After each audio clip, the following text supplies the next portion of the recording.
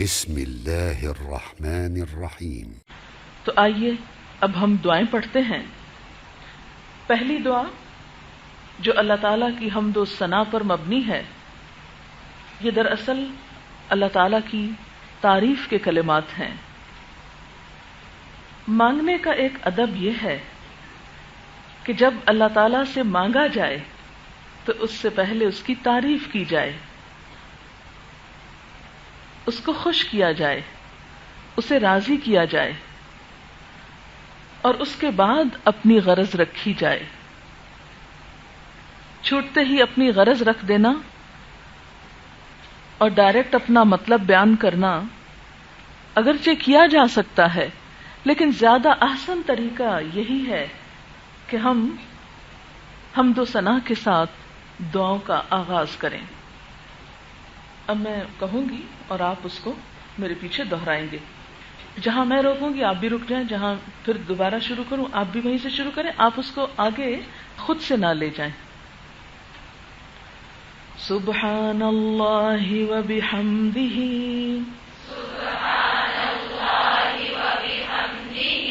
عدد خلقہ ورضا نفسہ وزنة عرشہ ومداد کلماتہ۔ سبحان اللہ و بحمدہ، عدد خلقہ ورضا نفسہ وزنة عرشہ ومداد کلماتہ۔ سبحان اللہ و بحمدہ، عدد خلقہ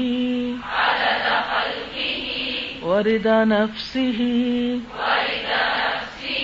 وزنة عرشہ ومداد کلماتہ۔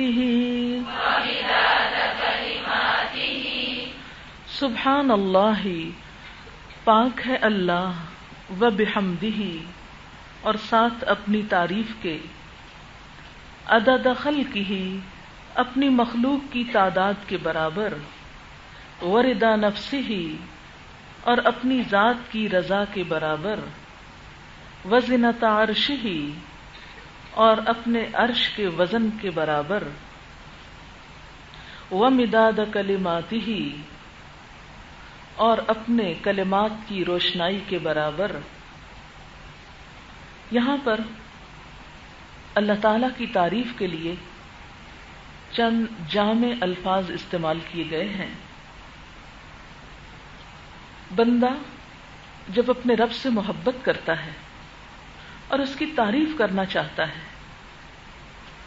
اور پورے دل کے ساتھ، تو بسا اوقات اپنے آپ کو بے زبان پاتا ہے، اپنے اندر الفاظ کی کمی پاتا ہے۔ پھر وہ سوچتا ہے کہ کوئی ایسا طریقہ ہو کہ کم سے کم لفظوں میں زیادہ سے زیادہ تعریف کر سکوں۔ نبی اکرم صلی اللہ علیہ وسلم کو اللہ تعالیٰ نے یہ صلاحیت بخشی تھی، ایک خاص خصوصیت بخشی تھی کہ آپ کم الفاظ میں زیادہ بات کہہ سکتے تھے۔ آپ صلی اللہ علیہ وسلم نے فرمایا، انما اوتیت جوامع الکلم، کہ مجھے جامع بات کہنے کی صلاحیت بخشی گئی ہے، یعنی تھوڑے لفظوں میں بڑی بات۔ تو یہاں ہم دیکھتے ہیں کہ اللہ تعالیٰ کی تعریف بیان ہو رہی ہے، لیکن کتنی؟ مثلاً ہم بعض اوقات تسبیح پڑھتے ہیں، 100 دانوں کی تسبیح ہوتی ہے، یا انگلیوں پہ پڑھتے ہیں تو وہ گنتی ایک طرح سے ختم ہو جاتی۔ تو یہاں تسبیح کے لیے کس چیز کی گنتی اختیار کی گئی؟ عدد خلقہ، جتنی اس کی مخلوق کی تعداد ہے۔ کتنی ہے؟ گن سکتے ہیں؟ ان گنت۔ آپ تو سمندر کے کنارے پڑی ہوئی ریت کے ذروں کو بھی نہیں گن سکتے، آسمان کے ستاروں کو بھی نہیں گن سکتے، درختوں کو نہیں گن سکتے، درخت کے پتوں کو نہیں گن سکتے، انسانوں کو نہیں گن سکتے. یہ سب چیزیں اللہ کی مخلوق ہیں. لیکن جب بندہ یہ کہتا ہے سبحان اللہ و بحمدہ عدد خلقہ، کہ جتنی اس کی مخلوق ہے ان سب کی تعداد کے برابر میں اللہ کی تسبیح کرتا ہوں، تو یہ کتنی بڑی بات ہے کہ ایک دفعہ بول کے کیا کہا، اللہ جو کچھ تو نے پیدا کیا، جتنا پیدا کیا، ان سب کے برابر تیری تسبیح، تیری تعریف، تیری حمد و ثنا. تو یہ کم لفظوں میں اللہ کی تعریف کرنے کا ایک خوبصورت طریقہ ہے. اور کتنی تعریف، ورضا نفسہ، اس کی نفس کی رضا کے برابر. یعنی میں اتنی تعریف کرتا ہوں اس کی، اتنی تسبیح کرتا ہوں کہ جس پر وہ راضی ہو جائے. میری تسبیح و تعریف اس وقت تک جب تک کہ وہ راضی ہو جائے. ورضا نفسہ، اور وزنۃ عرشہ، اس کے عرش کے وزن کے برابر. ظاہر ہے کہ اللہ تعالیٰ خود اتنے بڑے ہیں تو اس کا عرش بھی کتنا بڑا ہوگا. ہمیں نہیں معلوم کہ وہ کیسا ہے، لیکن ہمارا تصور یہ کہتا ہے کہ وہ بہت ہی بڑی چیز ہے. اس لیے جب وزن کی بات ہوئی تو عرش کی بات کی گئی کہ اس کے عرش کے وزن کے برابر. ومداد کلماتہ، اور اس کے کلمات کی روشنائی کے برابر. اللہ کے کلمات یعنی اللہ کی تعریف کے کلمات یا اللہ کی باتیں، جن کے بارے میں سورۃ کہف میں بھی آتا ہے قل لو كان البحر مدادا لكلمات ربي لنفد البحر قبل ان تنفد كلمات ربي ولو جئنا بمثله مددا. سورۃ الکہف آیت 109. آپ کہہ دیجئے کہ اگر سارے سمندر روشنائی یعنی سیاہی انک بن جائیں میرے رب کے کلمات، میرے رب کی باتیں لکھنے کے لیے، لنفد البحر، تو سمندر بھی ختم ہو جائیں. قبل ان تنفد کلمات ربی، اس سے پہلے کہ میرے رب کی باتیں ختم ہوں، وہ نہیں ختم ہو سکتی. ولو جئنا بمثلہ مددا، خواہ ہم اتنی ہی روشنائی اور کیوں نہ لے آئیں، پھر بھی باتیں ختم نہ ہوں. اب اللہ کی باتیں لکھنے کے لیے کتنی روشنائی چاہیے، وہ ہمارے تصور سے بھی بالا ہے، لیکن اتنا ہم کو معلوم ہے کہ بہت زیادہ ہے. اس لیے اس سے تشبیہ دے کے، اس کی بات کر کے اپنی تعریف کا اظہار کیا گیا. بتائیے کبھی کسی نے کسی کی ایسی تعریف کی ہوگی؟ یا کوئی اور اتنی تعریف کا مستحق ہو سکتا ہے، اتنی تسبیح کا؟ ہرگز نہیں، صرف اللہ ہی، اور وہ اس کا اہل ہے.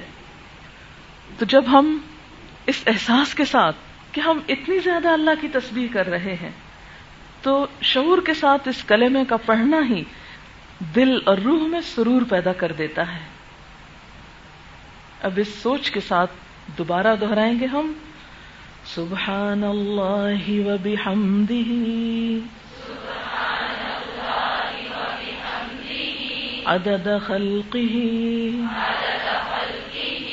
سوچئے ساری مخلوق کے بارے میں، بس تصور ہی کر سکتے ہیں، گن تو سکتے نہیں. عدد خلقہ ورضا نفسہ وزنۃ عرشہ ومداد کلماتہ.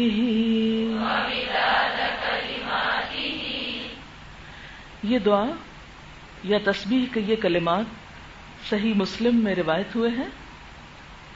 یہ 3 مرتبہ صبح پڑھے جائیں گے. اس کے بارے میں ایک روایت آتی ہے کہ آپ صلی اللہ علیہ وسلم اپنے گھر سے مسجد تشریف لے گئے تو اپنی ایک زوجہ محترمہ کو دیکھا کہ وہ مصلی پر بیٹھی کچھ پڑھ رہی ہیں. جب آپ مسجد سے واپس تشریف لائے تو دیکھا کہ وہ وہیں بیٹھی ہیں اور ابھی بھی کچھ پڑھ رہی ہیں. تو اس پر آپ نے فرمایا کہ کیا میں تم کو ایسے کلمات نہ سکھا دوں کہ اگر تم 3 مرتبہ ان کو پڑھ لو تو وہ اس ساری تسبیح پر، اس سارے ذکر پر بھاری ہوں جو تم اس وقت سے بیٹھی کر رہی ہو. تو اس سے کیا پتہ چلتا ہے کہ یہ مختصر سے کلمات لمبے لمبے اذکار اور بڑے بڑے بھاری وظیفوں سے بھی کہیں زیادہ بھاری ہیں.